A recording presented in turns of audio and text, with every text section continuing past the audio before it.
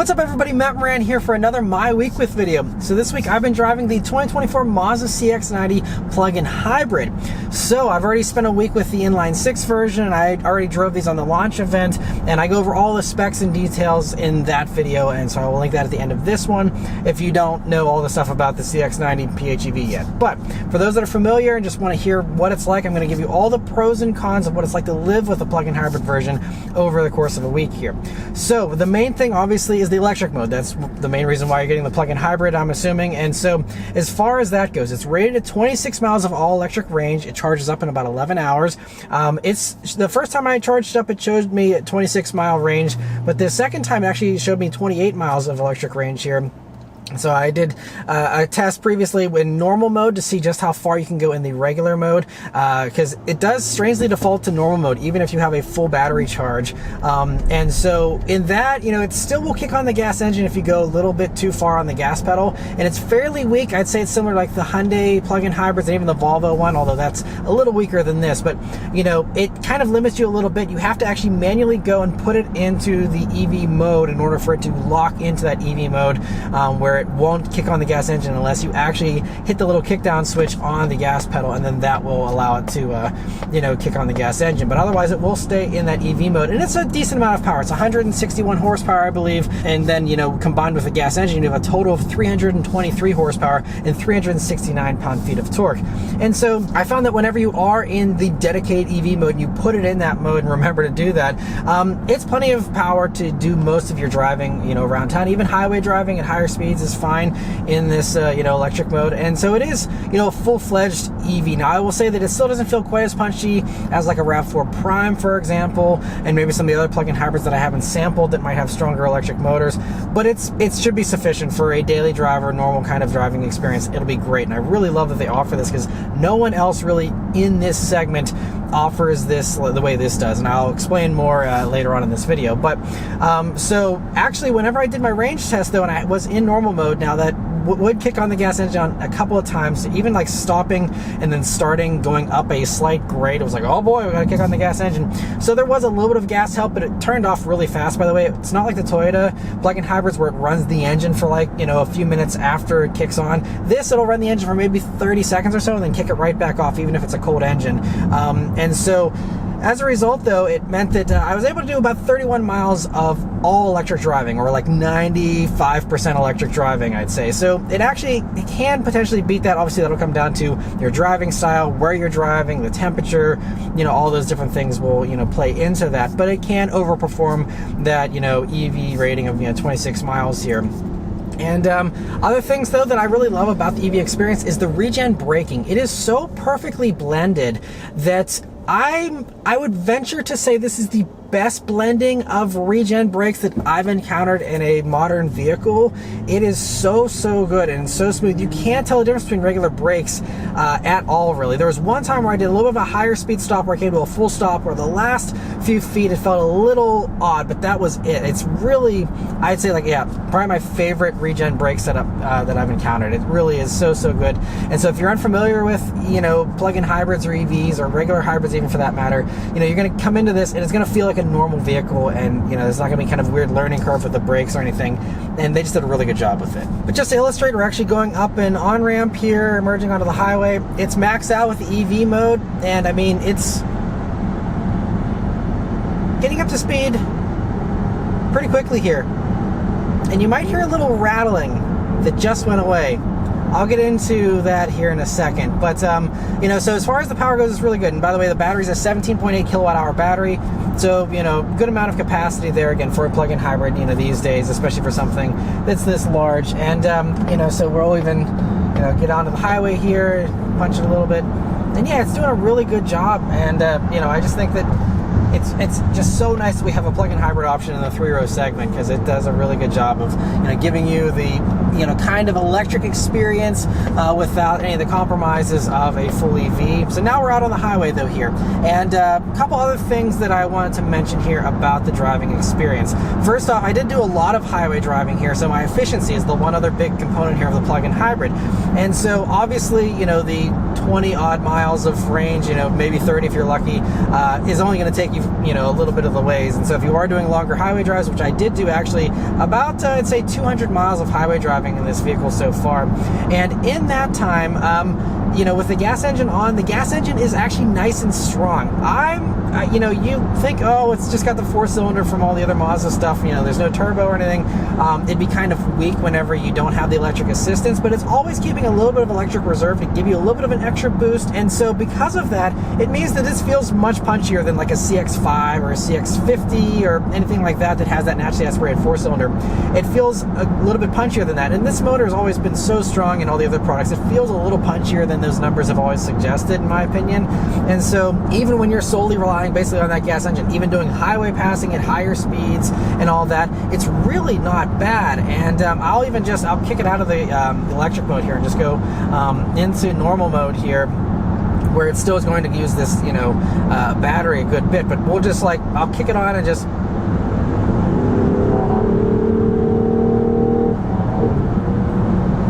So, that's as loud as the gas engine gets with a full throttle acceleration. It's really not bad. And it got us up to a higher speed here really nice and quickly too. So, don't be turned off by the fact that there's just a 4-cylinder under the hood or anything.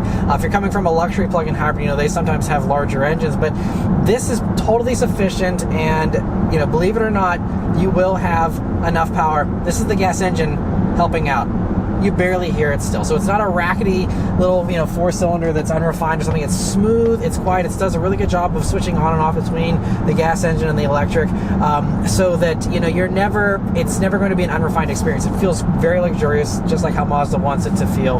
And I've just been very happy with the gas assistance here this week. And also, I've been impressed with the efficiency here. So as far as the electric efficiency, I'm not sure how they're getting their numbers, but it's claiming 4.9 miles per kilowatt hour, which would be even far and away beyond the best I've seen out of dedicated EVs that are much more aerodynamic than this. So I'm not sure what to make of that number there. Now, as far as the fuel economy, these are rated at 25 mpg, just whenever using the gas engine alone, and that's the combined figure is 25. Now, with my driving, where I had roughly 30 miles of electric driving, and then it kicked on the gas engine, and then I had that 200-mile road trip, which was again highway driving, easier, fuel economy boosting kind of, driving. It's showing me 29.6 mpg, and there was some around town gas driving there as well in that number, and that is also, I think, factoring in the 100 mpge whatever that you're getting whenever you're in the electric mode. So again, a little bit hard to say this is exactly what you're going to be getting efficiency wise. Your range and your estimates will vary as well, but it's showing me 29.7 mpg, so basically 30 mpg here with that electric range assistance and the easier highway driving, which might be unremarkable. I'm sure that you can hit close to 30 mpg, and some of the other non-hybrid crossovers in this segment even do better with some of the Toyota stuff with the regular hybrids. So but this is, again, it's heavier, it's bigger, you have the battery that it's carrying around and all that. But anyway, I think that efficiency is going to be great as long as you plug this in every night and you're using that electric range.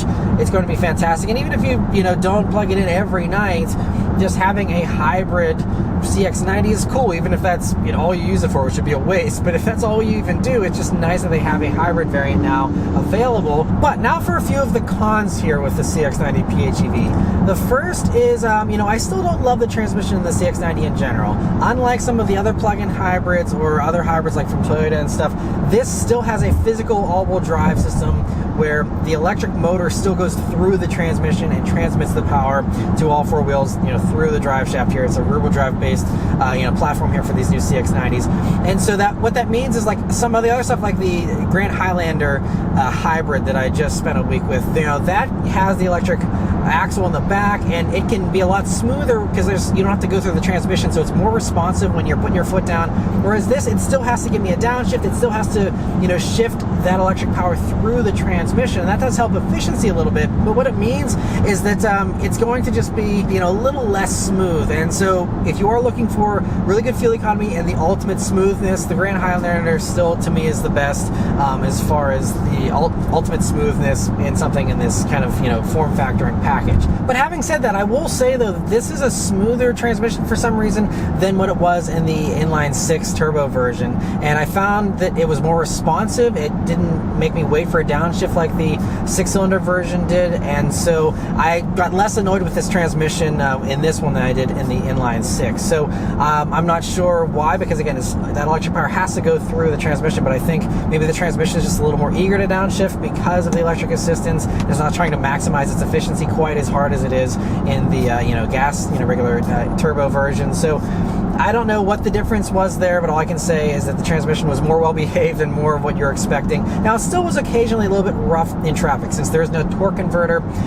It was still, I think, a little smoother even with that, though, compared to the 6-cylinder version. But it still wasn't perfect. And again, getting back to, if you want the smoothest, go for something with a torque converter, which is basically all the competitors are going to be better in traffic than this is. But it still is fine, and I think for most people, it's not going to bother them enough unless you really do a lot of stop, start, and a lot of inching up intensely every day.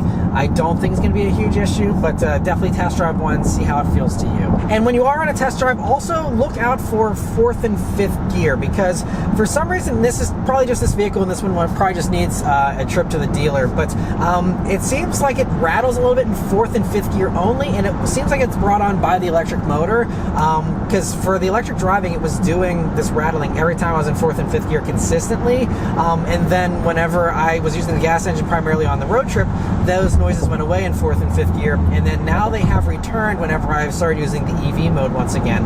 I'm not sure, why that's the case, and what's going on there. And again, it's probably, hopefully, just this vehicle in particular. And this one is also pretty much brand new. They delivered it with like 550 miles, so maybe there's a break-in thing going on there. Maybe it's just a little hiccup with this one from the factory that needs to be addressed. But I'm just not 100% sold on this transmission still yet. I think there might be a little bit there that needs to be worked out, with the tuning, like I mentioned, with the 6-cylinder version, and also just potentially a few little kinks here that need to be ironed out here for this new transmission. Another thing that needs a little bit of work is the wireless Apple CarPlay. So unfortunately, this vehicle was one of the few that I've encountered recently where it struggles to stay connected to Apple CarPlay sometimes wirelessly. And so the wireless CarPlay connection is something that's kind of newer to the Mazda systems here, and I really like this gorgeous screen. It's great that it now is touch enabled whenever you're moving, and it's just the wireless CarPlay is just a really nice thing to have. Unfortunately, it just didn't work all the time, and even sometimes when it disconnected and I tried to manually reconnect, it just would not reconnect. Other times I had to go in and manually connect it myself because it just wasn't connecting when I'd hop in the car to start off. So it wasn't a seamless experience. The best experiences out there from some competitors, they connect immediately. As soon as you get in and turn on the vehicle, they stay connected the whole time. They're not glitchy or laggy. And unfortunately, this system just wasn't that good. And so, it still worked fine most of the time, and if you want to have a reliable CarPlay connection, you just plug your phone in still and it works, and then you don't have any of those issues. So, it's an easy thing to overcome. Just wanted to mention, though, that, it's not quite as perfect as some of the others out there. But the last thing I want to mention here is the pricing and how it compares to the competition. So, the crazy thing is there's really no direct competitors. In the mainstream segment, the only 3 rows of plug-in hybrids that are available are the Mitsubishi Outlander plug-in hybrid and the Kia Sorento plug-in hybrid. Both of those have small third rows, not nearly as big as this. They're not really, the large mid-sized 3-row crossovers. Especially the Outlander's a compact, essentially, with a tiny little jump seat for a third row. And then as far as the Sorento, it's a little more usable, but it's still not as big as the third row in like a Telluride, which is the main competitor to this. So those are the only two that have the plug-in hybrid capability. Mazda even beat Toyota to the punch, even though we're using some Toyota tech here for the hybrid system. They still, were able to beat Toyota to the punch. There is no plug-in hybrid version of the Highlander or Grand Highlander yet. Maybe that will come eventually. I'm sure it'll come at some point. But in the meantime, Mazda has this segment to themselves, and even if you want to compare this with the entry-level luxury plug-in hybrids that are out there, there's still not even a whole lot of those. You have the Lincoln Aviator plug-in hybrid and the Volvo XC90, but both of those started around $72,000, and this is a fully loaded Premium Plus version of the plug-in hybrid. This stickers for $58,920. So you are talking, $13,000, $14,000 less than the starting price of those, and then if you want to have all the comparable equipment to those, you're going to be way more. So it's not even comparable price-wise. It's a whole different different universe from a pricing standpoint. And so, Mazda is really the only option here, regardless of, the fact that it's a mainstream competitor. It feels more luxurious, and honestly, I think this interior in some ways is even nicer than the Volvo. I haven't had any experience with the Aviator, so I can't say about that one, but, it's just a really nice, luxurious thing for under 60. Now, yes, if you don't value the plug-in hybrid thing, it's going to be tough to justify, and you might not, make up your extra price premium and gas savings for a long time, because, for a regular turbo version of the CX-90 here, not the Turbo S, which is the faster one, but the regular turbo version, which does have a little bit less power, but those are still, you can get one of those fully loaded for like low 50s. So, you do pay a premium for this, but you do get more power, so that it does put it basically the same kind of power you're getting out of that Turbo S version. And the Turbo S version is right around this $60,000 price point as well. So in that standpoint, if you are someone who wants the extra power, there is no premium to going for the plug-in hybrid over the Turbo 6. And because this is more responsive with the transmission and the instant electric punch, to me actually makes this off the line feel a little faster than the Turbo inline 6. Because of those things, I actually have to say that, I know enthusiasts might be upset about this, but I like the plug-in hybrid version better than the Turbo inline 6 version. Now, the inline 6 it's cool to say you have a Turbo inline 6. It's a rare thing to offer these days. I love that Mazda has offered it, but I think that the execution in that, it just had slow downshifts. The engine doesn't have a ton of character, at least for now, and it's just not quite as, I guess, exciting or as strong feeling as, you might be expecting. Whereas this, having the 4-cylinder, it's totally fine. You have the extra efficiency and the extra zip that, I hit it and it springs forward nicely. I'd say, again, it's very, very close to the Turbo 6 version, and it's on paper, the numbers are very similar as well. So, to me, this is the one to get. If I'm totally honest, I would go for the plug-in hybrid myself. But it's great that Mazda offers the choice. So if this isn't for you, or something I mentioned here it isn't appealing to you, it's great. They have the Turbo 6 version, which is a fantastic vehicle as well. The CX-90 is still one of my favorite vehicles in this segment. And I think it's right up there with the Grand Highlander is one of the best ones in this segment these days. And especially if you value a more luxurious experience, I gotta say that the CX-90 I think is really probably the best in the segment as far as that goes. And so overall, just so impressed with this at the price point that it's at. I just love that we have a plug-in hybrid option for this segment finally, that's spacious, that's nice driving, that's looks great, it's fresh and new. And so overall, I just think Mazda did a great job here with the CX-90 plug-in hybrid. I think it's a really fantastic choice if you want the plug-in hybrid thing. It's the only choice really right now, but it doesn't have to just be the only choice. It's not like it's something you have to settle for. It's a fantastic choice, and really compelling if you're up for spending these upper $50,000 price ranges for a 3-row crossover. I think this is a really nice choice, and I just still love the CX-90 in general. So anyway, that's all of my thoughts here on the CX-90 plug-in hybrid. Let me know your thoughts on it in the comments below. Huge thanks to Mazda for providing me here with this vehicle to review for you guys today. Yeah, thank you all very much for watching, and I'll see you on the next one. Take care.